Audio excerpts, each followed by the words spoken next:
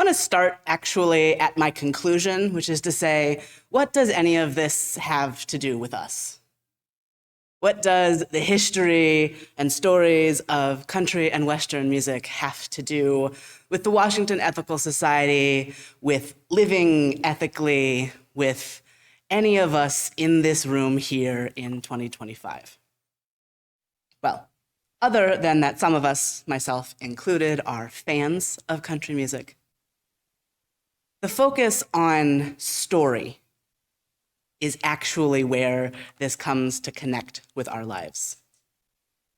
If we're going to see people as full, complicated humans, recognizing their inherent worth and dignity, we need to be able to engage with stories told in a wide variety of formats.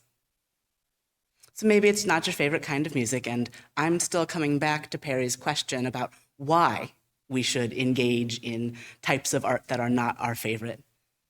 But here, I think you'll find a relatively easy path into stories. We can work to elicit the best in one another, in part by being able to hear and digest each other's stories. Being able to say, okay, you don't tell this in my favorite way, or you do. And either way, I can see the story underneath. And not just the story underneath the song, but the story behind the story of the song. So, having concluded, let me begin. Thanks. Art in general and music in specific is really cool to me in part because of the way that it allows you to put feelings in somebody else or have somebody else's feelings put into you. There you might find a resonance or a type of feeling that you have never experienced before. James Baldwin writes about how you think that your pain is unique in the world, and then you read. I think the same goes for listening or seeing or other ways of engaging with art. You think that you are alone, that your feelings are the only feelings that have ever been so intense in the history of anything.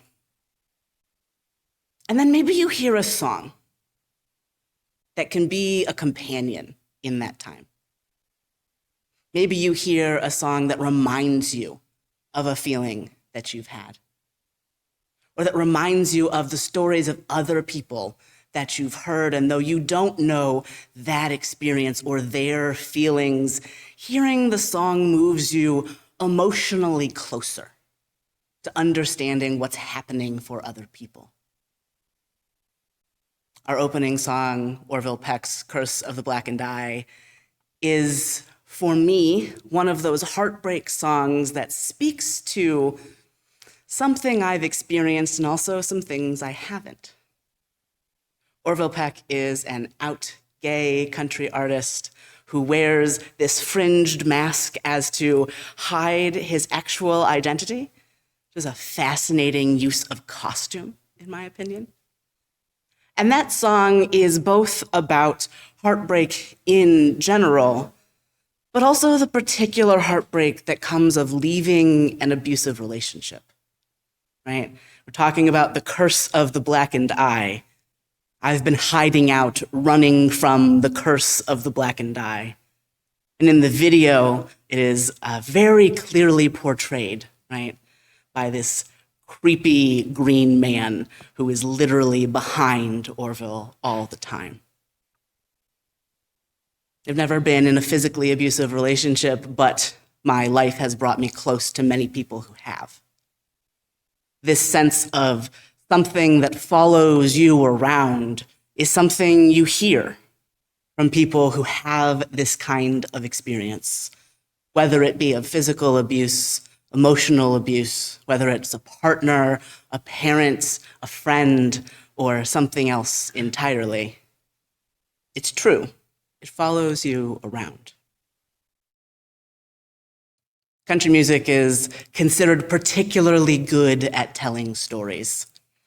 I don't know that I think it's necessarily that much better than all other genres, though I will say that I think that country and rap do it better than most, with a high marks to folk for a follow-up there. But in country music, as I find in hip hop, as I find in every person I've ever met, the story behind the story is that much more interesting. The story behind the story can tell us a lot about the world and about being human. Our centering music, Crystal Chandeliers by Charlie Pride, is an interesting example of how the story behind the story, or in this case, the story next to the story, can make a song and a story that much more interesting. Because as it happens, Charlie Pride's cover of Crystal Chandeliers became a hit in Ireland during the Troubles. I don't know too much more about that, but now I'm really interested. Charlie Pride is a very interesting and often forgotten figure in the history of country music, a famous Black country artist in the 50s and 60s and 70s and 80s who modern country music doesn't seem to know exists. This is not the first time you'll hear me say this, but we'll get back to that here in a minute. So let's talk a little bit about what country music is and where it comes from. Ken Burns made a documentary titled Country Music. And on the PBS website for this documentary, there is a page called Roots and Branches, which begins with these words. Country music is not and never was one style of music. It has always been a mixture of many styles, springing from many roots and sprouting many new branches to create a complicated chorus of American voices, joining together to tell a complicated American story, one song at a time. Country music is a lot of things. In fact, the authentic sound in country music is a constantly moving target, usually meaning whatever popular music sounded like about a decade ago. At its roots, country music is poor and working class, defined by the sounds that come from instruments that don't quite work right. Out-of-tune pianos played in loud bars are a big part of the sound of country music. But so are improvised instruments, spoons as an instrument, or a big string and a wash tub and a stick from your broom turned into something that passes for a bass. Country music comes from Irish ballads and the oompas of German traditional music. Country music is Latin. It is Mexican in particular, incorporating sound and styles from the mariachi tradition. The singing cowboy style of country music owes a lot of its aesthetic and sound to Mexican people, to mariachi music. The nudie suits, what a name, that are iconic of 70s and early 80s country music, right? Rhinestones, elaborate embroidery, all the fringe. Those nudie suits come from the tradition of mariachi suits, right? Bring that to your mind, put them next to each other, right? And then is passed through Nudie Cohen, who is the designer of all of these suits, who is Ukrainian. And so you get the combination of this mariachi suit and Ukrainian patterns of flowers and embroidery that you also find in all of Eastern Europe, right? You think about Ukraine is particularly well known for these very detailed dyed eggs. Think about the sort of density of design, and then you think about those suits and you kind of have pieced together a weirdly big piece of the country aesthetic. Country music's roots are Black. Undeniably, they are Black, American in particular. The banjo, which you could not do country music without, was created around the 17th century by enslaved people brought to the United States and the Caribbean from West and Central Africa. The use of a violin as a fiddle, the technique of playing that distinguishes violin from fiddle, is in large part a creation of enslaved Africans in the southern United States. Much of the American folk tradition in general, many of the songs that you see credited as American folk, are in fact the creations of enslaved people brought into the popular white consciousness through minstrel shows. In the 1920s, the record companies split what had been a very integrated hillbilly music scene into what they then called hillbilly records and race records.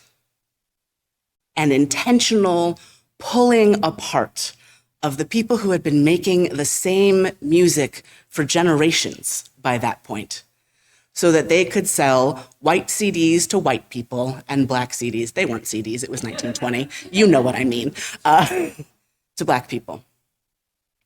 Those genres would go on to become country and Western music and R&B, respectively. I said this before, but I'll say it again. We'll get back to that here in a minute. Another key feature of country and Western music, which is perhaps relevant to our context, is the perpetual duality of Saturday night and Sunday morning.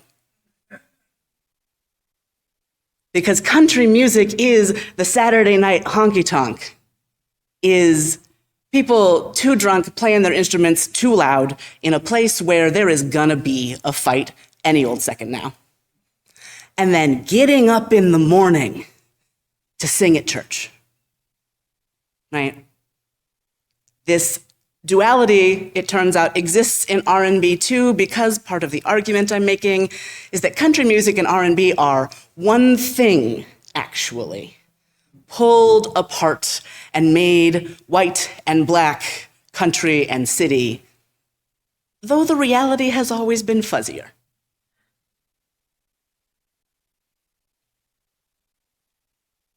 What's written in my notes here is, switch it up. So let's switch it up for a second. What do pinball, the Medici family, ice houses, bullfighting, and cocaine have in common?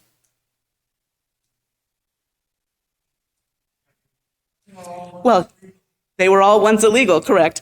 Much of what they have in common is George Jones. The place where all of these things meet is George Jones. How many of us know who George Jones is? See how much background I gotta give here? Okay. George Jones is one of the best country singers to ever do it. They called him the possum for good reason. The man looked like a possum later on in his life and notoriously ran away from the lights of his own shows. George Jones started out as a singing Marine. He got out of the service, went back into the honky-tonks where he had been before, and started to sing, doing impersonations of his favorite country singers, particularly Merle Haggard. When he first started recording records, they had to tell him to stop trying to sound like other people, because he had made his whole career in the bars singing like other people. I'm not actually going to explain to you what all of those things have in common with one another, because the explanation is a book this big. Cocaine and Rhinestones was created by Tyler Mahan Coe, the son of, I'm going to go with notorious outlaw country musician David Allan Coe. He was a very complicated man. Tyler became part of his dad's stage show for the first time when he was 3. And he went on to be taken out of school to play in his father's band for 13 years. He grew up around the people he writes about And Cocaine and Rhinestones isn't just a book, it's a podcast. This book covers the second season only. What Tyler does is he looks at the stories he's been told for his whole life and goes and does research on them to find out what's true or what's true enough. And in this book, he really goes into the story of George Jones and Tammy Wynette. If you like a podcast that is long and detailed and where you really never know what piece of history is going to get tied into this next, the second season of Cocaine and Rhinestones is a masterclass. If I could do the amount of research that this man does, we've been waiting for season 3 for 4 years now. This is my dream of how I would write and what kind of thing I would produce. So,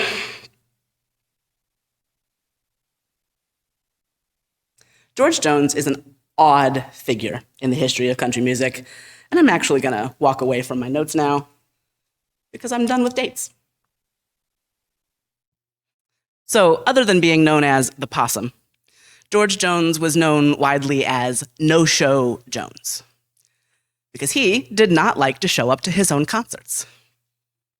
He was one of the most famous country musicians in the world, and he would just not show up. Why? Well, George Jones was a notorious addict. He was a drunk from the start, and then one day someone pulled out a little white baggie while he was in the studio, and then he was a cocaine addict for a very long time. He would try to get clean, but the pressures of his life and the people around him made it very hard for him to stay sober. There's a story about a particular tour he went on in 1962 where he was trying desperately not to drink, but the tour promoter kept pushing booze on him, knowing that he'd get a wilder show out of Jones if he was drunk, and willing, apparently, to get punched in the face repeatedly to get this show out of George Jones. George Jones was abused as a child. His life growing up, a father who had worked in an ice house and then been replaced by refrigerators and freezers, who was very abusive towards his children and towards George in particular. George, if he had gone to see a psychiatrist at any point in his life, would have been diagnosed with an anxiety disorder. He had a severe fear of speaking or singing in public. Now imagine you are someone whose brain is wired by a childhood full of abuse to assume that only the worst things are going to happen to you. You are desperately afraid of being on stage. And now you have all sorts of money that you get from singing on stage, which you hate. At one point in George's career, he was literally flushing money down the toilet because he didn't believe he deserved it. George Jones hated to perform, and also, he loved to be in love. George Jones was a romantic who also believed, in the way that many people do, that finding the right love would fix him, that he would be safe enough to go on stage if a woman just loved him. He fell in love with one of his background singers at some point, and then recorded a song called Walk Through This World With Me. It is a really beautiful song, and watching him perform it makes much of what I've just been talking about really obvious. The worst version of it is earlier on in his career than the one we're going to watch right now, but pay attention to how George's eyes look and how his mouth is shaped as he's singing. So this is George Jones performing Walk Through This World With Me on the Porter Wagoner Show in 1967. So you can see that his words are a little slurred because George is definitely drunk. His eyes are a little glassy because he's definitely drunk, but also on the edge of tears. His jaw gets slack in a way that produces a particular sound, so here's some of the aesthetic of country music coming simply out of fear, right? You ever get scared and notice your mouth stop working right? George Jones was desperately in love with one of his backup singers and had to perform this song with her, night after night after night. Now, she also had to perform this song with him, knowing that he was desperately in love with her and she was not interested. So that's complicated on every side, right? And not a year later, he meets and falls in love with Tammy Wynette. George Jones and Tammy Wynette were both people with really difficult upbringings. Tammy Wynette had been exclusively in deeply abusive relationships when she met George. They were a mess together, and they were a mess apart. If you're interested in more of that story, I cannot recommend Tyler May & Co.'s Cocaine and Rhinestones, either the book form or the second season of the podcast highly enough. In the first season of Cocaine and Rhinestones, Tyler tells the stories of many different songs, ranging from the Harper Valley PTA to Loretta Lynn's The Pill. Okay, that's not a big range, those are just my favorite episodes. I really recommend you look into that. But I'm going to make another pivot now. So, a lot of what I've been talking about, and actually exclusively what Tyler writes about, is country music before 2001. Because country music changes significantly in September of 2001. There has always been an undercurrent of good old boy, yay America in country music, but even the most patriotic of classic country is much more critical of the American government than almost everything that came out between fall of 2001 and 2012, if that. There's this turn in country music to Toby Keithification of all things. Real, we'll stick a boot up your ass, it's the American way type vibes. And not that none of that is a bop, some of it is. But all of it is weird in the continuum of country music history. And a lot of it turns into something that we see everywhere now. A big truck that you clearly never do any work with. It's too clean. You have city license plates. Nobody needs a truck that big, actually, even for the work, because the people doing the work drive a little tiny Ford from the 90s, not a big, ridiculous thing that's, bigger than a tank, right? You see it in a country music that is full of dudes who live in big houses in the suburbs who like to cosplay, like if they've ever been on a farm. And if they have, they've been on an industrial farm that their daddy owns. It's different.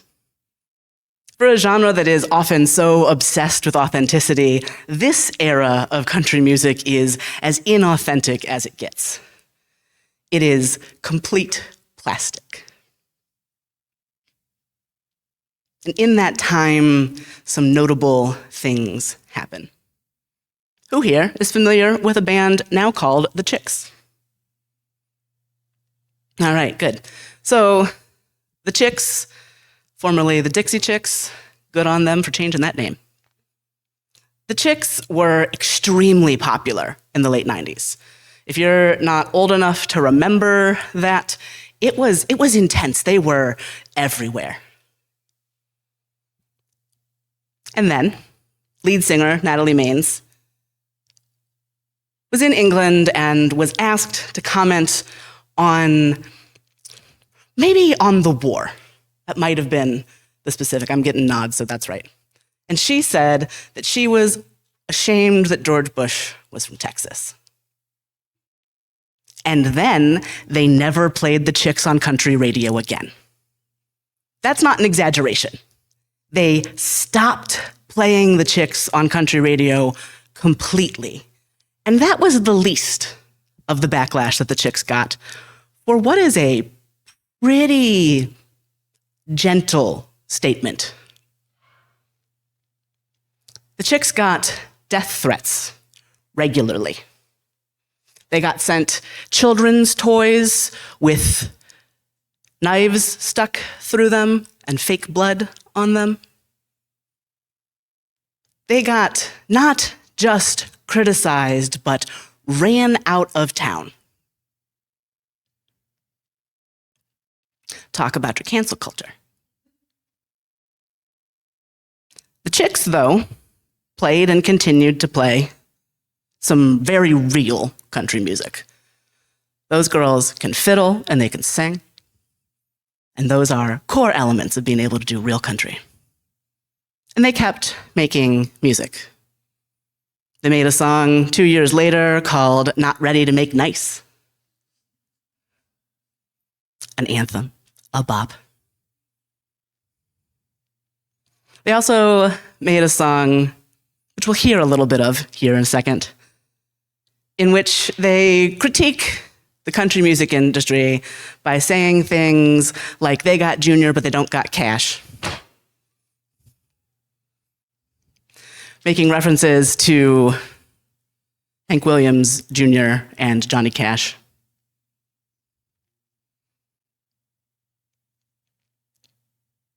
So we're going to leave the Chicks here, and we're going to move again into the future, and now it's 2016.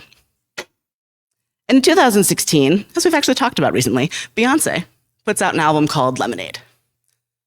And the album is a Beyoncé album. It covers a wide range of genres, exploring kind of for the first time in Beyoncé's long career, all of her roots and the roots of Black music. To rewind a little bit, Beyoncé is from Texas. Beyoncé is from Houston. She is from a predominantly Black ward of Houston. She grew up going to the rodeo. Beyoncé is a country girl. So she writes a song that's on this album that's called Daddy Lessons. And Daddy Lessons is a country song. Notable lyrics include, "My daddy warned me about men like you. He said, baby girl, he's playing you. My daddy said, shoot." So Beyoncé makes this song, and while being repeatedly snubbed by the Grammys, which she has also been, it comes up that maybe this is a song that should be on the country charts. That maybe she should get to perform at the Country Music Awards. And this does not go over well with the country music establishment. We're gonna watch a video of Beyoncé and the Chicks performing at the 2016 VMAs as our platform response music. So pay attention to that. But I'm gonna fast forward one more time. It's 2024, and Beyoncé releases the album Cowboy Carter. This is Beyoncé's first full-on country album, and it is. Willie Nelson is on this album. Dolly Parton is on this album. It's not playing. And aside, there is a really wonderful Orville Peck and Willie Nelson duet of the song "Cowboys Are Frequently Secretly Fond of Each Other," which was nearly our opening music. But so Beyoncé does a version of Jolene on this album, right? It is a country album. And yet, it is nominated for no country music awards. And in fact, the frequent critique that you hear, and here we are, looping back,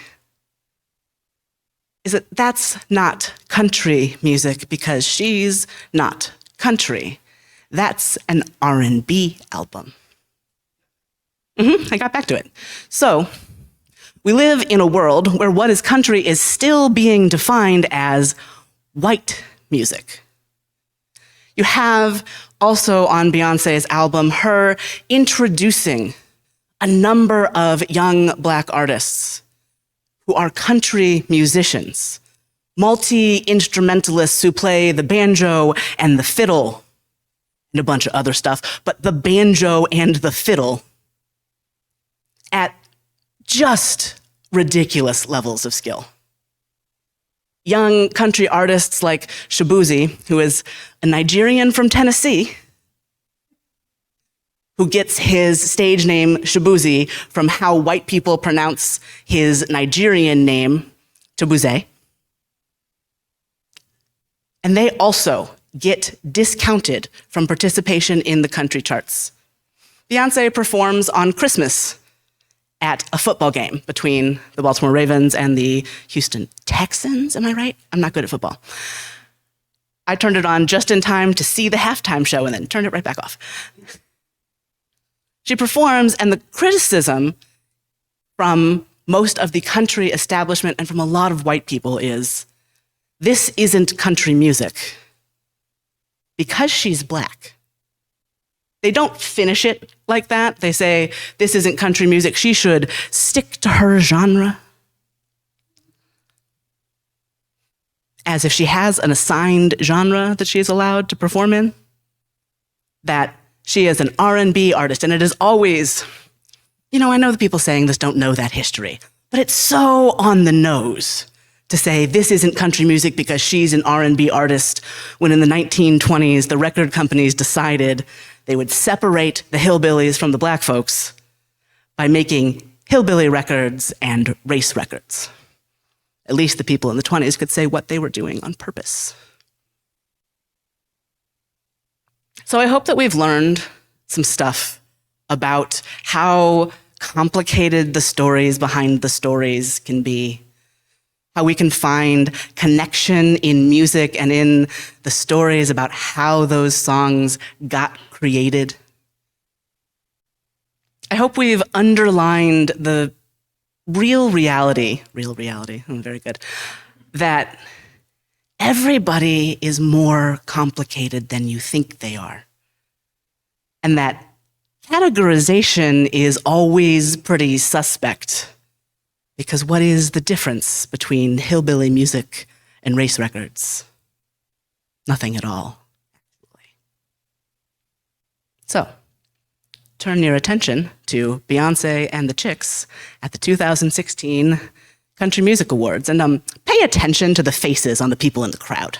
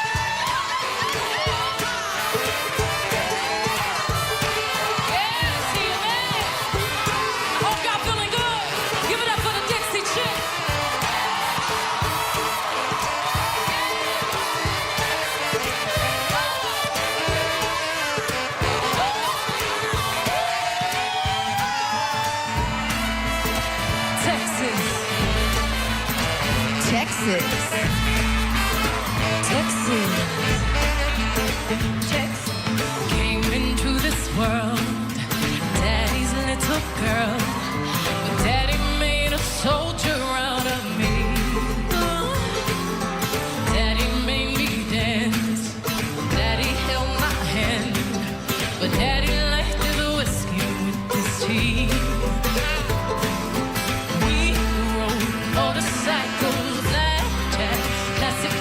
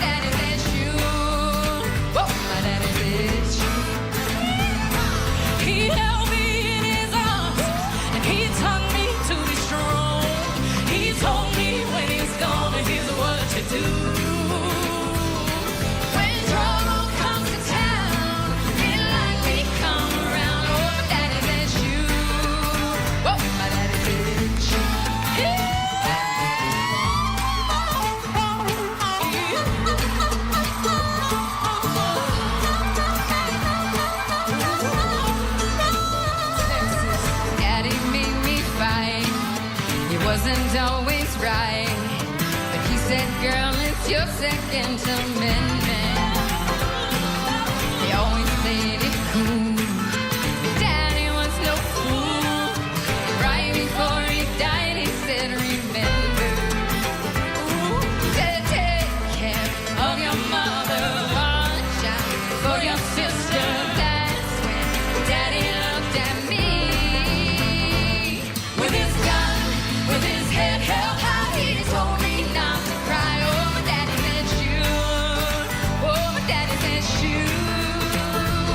With his right hand on his rifle, he swore it on the Bible. My daddy said shoot. Oh, my daddy said shoot. He held me in his arms. He told me to be strong. He told me when he's gone, here's what to do. Keep those hands clapping. When trouble comes in town, the men like me come around. Oh, my daddy said shoot. Oh, my daddy said shoot.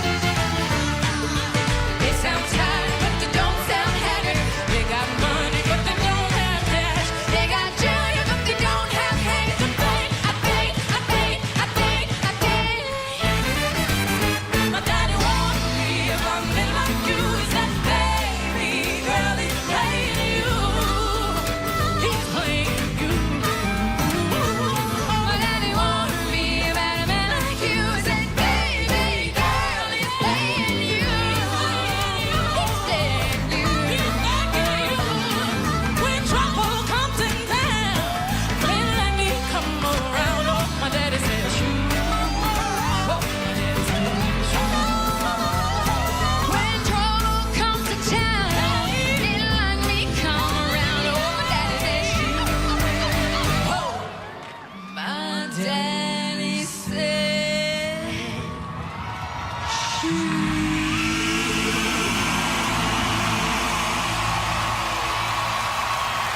that thing,